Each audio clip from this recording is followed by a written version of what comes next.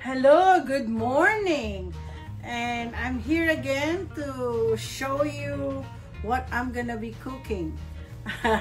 This time I'm gonna be cooking what we call igado.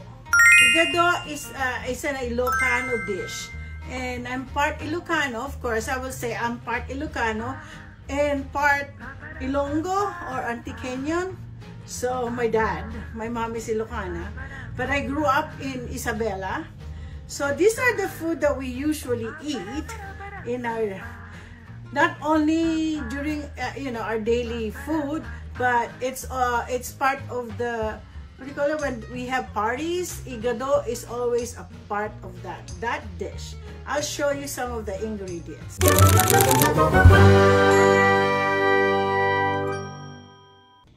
Okay guys, of course, igado is a pork. So I have a pork here.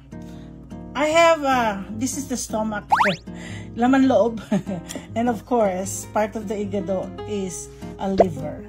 That's a beef liver. I don't have a pork liver, that's why. So I have no choice but to get the beef liver.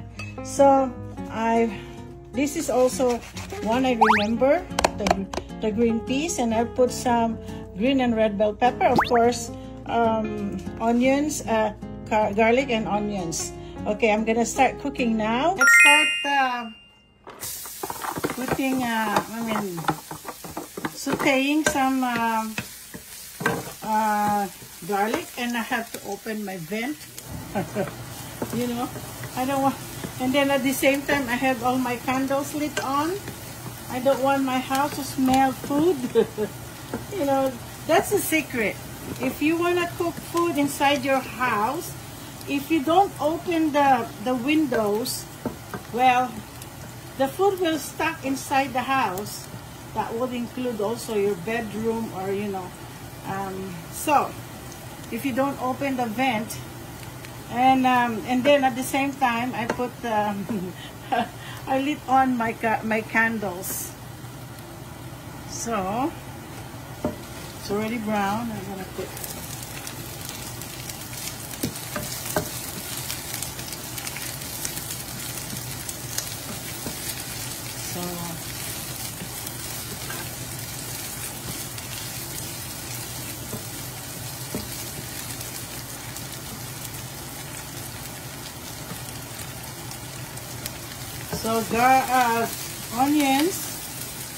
onions is a good flavor in each food.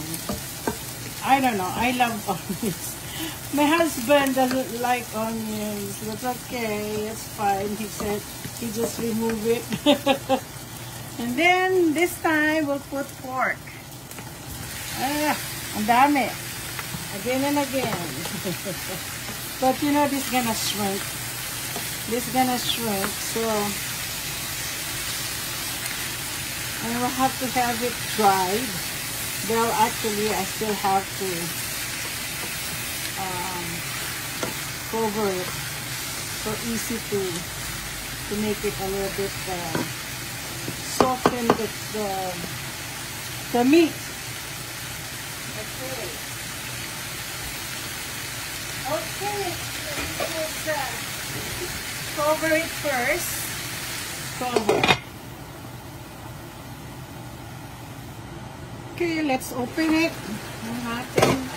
Kasi gusto ko magmantika-mantika to. Kasi ang igado, hindi po siya masabaw. Hindi siya dapat maging masabaw. Kaya lang ko nilalagay ng tubig para lang lumambot ang mga karne. Pero beforehand, pag nakita nyo yung atay at saka yung pork stomach, na ko na yun, napakuluan ko na siya kagabi. So, chop-chop ko na lang yan. Mas madaling mag-chop kasi, ay, malaki pa lang pagka-chop ko na naman. Gusto ko kasi maliit, ewan ko bakit ganito lagi ang chop-chop ko. Ang lalaki. Oh, pasensya na, kami lang naman ang kakain. Next time, gagawin kong tatlong to. Ay, nako. So, ipapaano pa natin siya. Bago lahat, talagyan natin ng patis. Thai patis. Alam niyo po, meron din po kasi, wala akong nakikitang Lawrence Patis. Nagaan pa bang Lawrence Patis?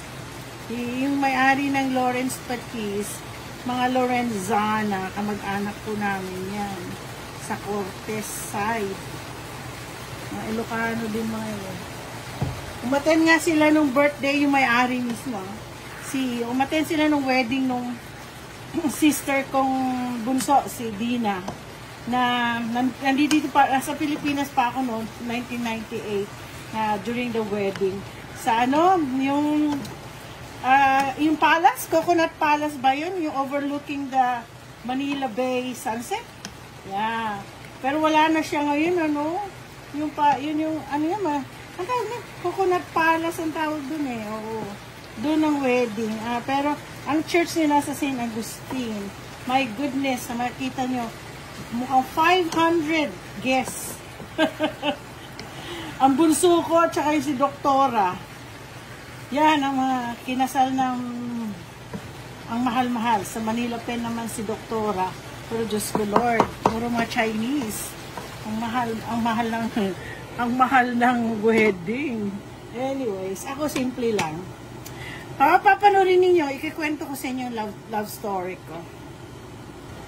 Let's open again. Naku! Nag-ano nga, oh. Naku! Nasunod-sunod na rin. Okay lang, buti pala na balikan ko. Ay, naku. Ano ba yan? Okay lang yan. Okay lang. So, next, ilalagay po natin itong stomach.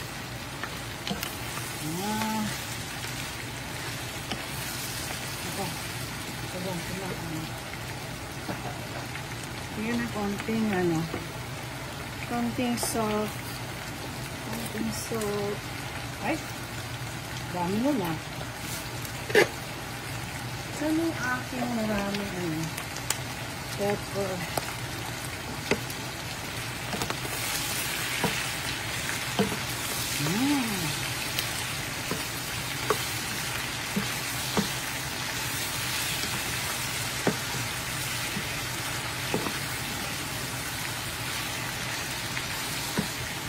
Ay, nahulog. Sayang din.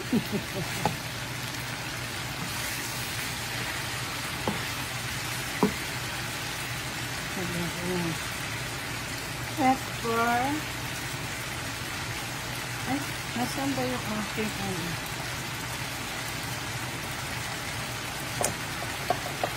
Lagyan ko ng konting seasoning flavor.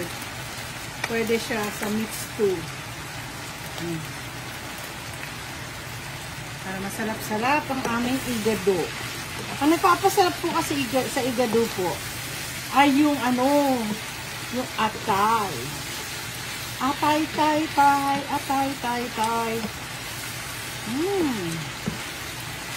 Tingnan na, madali pa lang ginagamit ko itong ceramic na ko. Ceramic. Lagyan ko ng medyo slow fire ko. Hindi siya masyadong okay.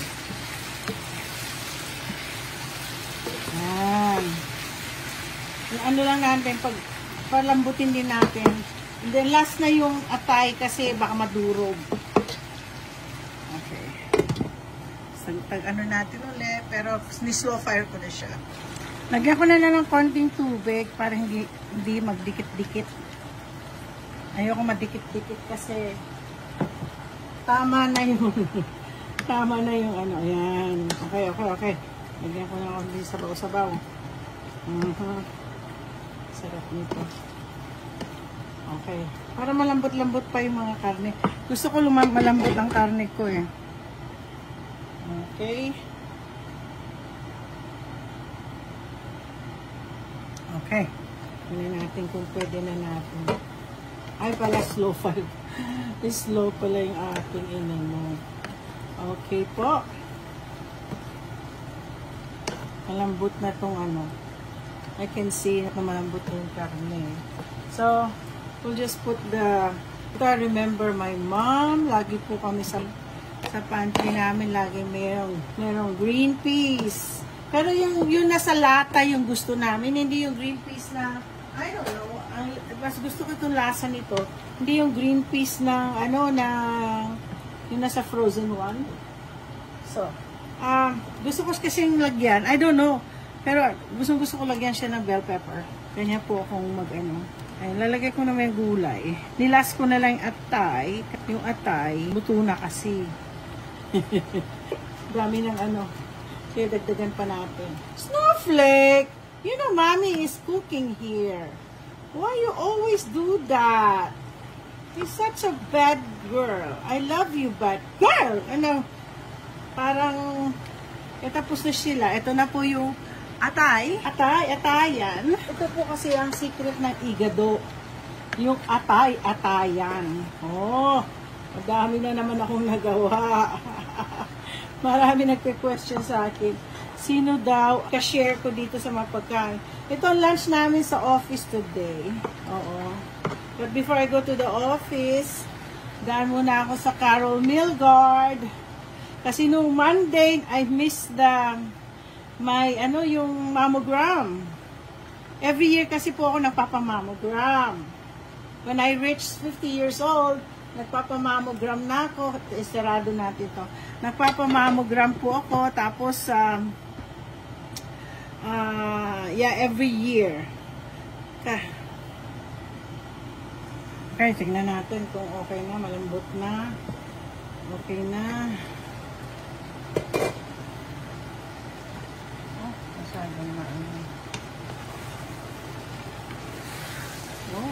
Yan, natuyo na rin kahit na paano.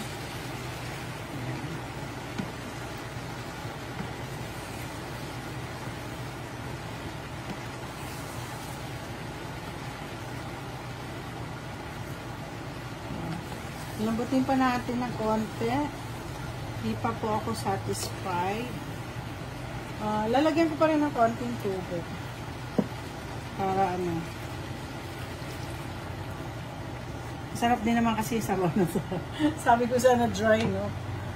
Sorry guys. Tignan ko na lang. Titikman ko nga. Kasi kailangan natin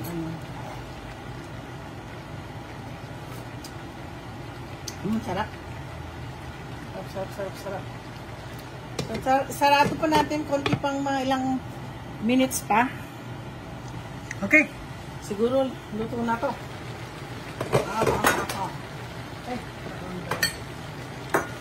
Yan, nagigigit na siya. Aha, yan na po ang aking igado. Siguro gaganyan ko na. Hindi na po ako magpi-plating kasi maglalagay na ako dun sa pambaon namin. So, hindi na po ako magpi-plating. Papakita ko sa inyo kung ano-gano ka ito. Pero titikpan po natin. Okay? Tapos na yan. Sasalin na ako dahil ito ay magiging ulam. Napakalaki po, no? Matakaw po kasi kami. Okay. Ilalagay ko to. Sarap po na masarap ang aking ginawang igado. Alam mo, meron mga taong nagre-regalo sa akin. Alam nila favorite kong igado. Yan, namiss ko nga yun eh.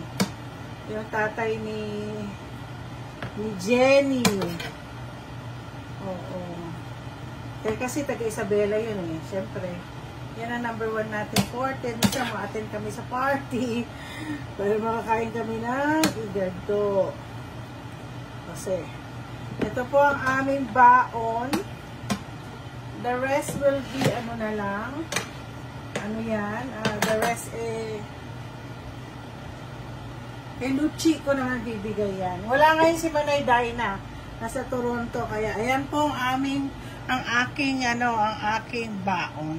Okay guys, let's try the igado with rice on it. Kasi masarap talaga ang igado sa rice. Teka, patayin ko lang yung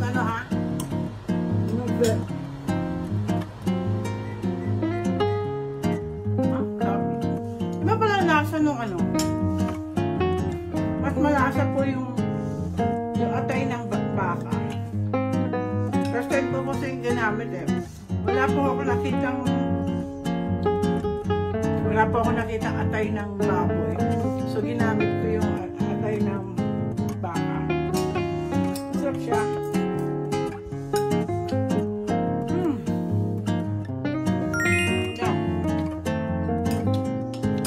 Yeah. I remember my mom. My mom loves to cook this. Lalo ng daddy ko. So, one of the food that he cook. My dad cooks.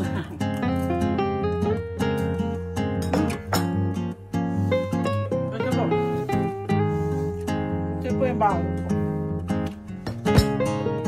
Tatlo lang po kami kakain yan ha. So guys, don't forget to like and subscribe. I hope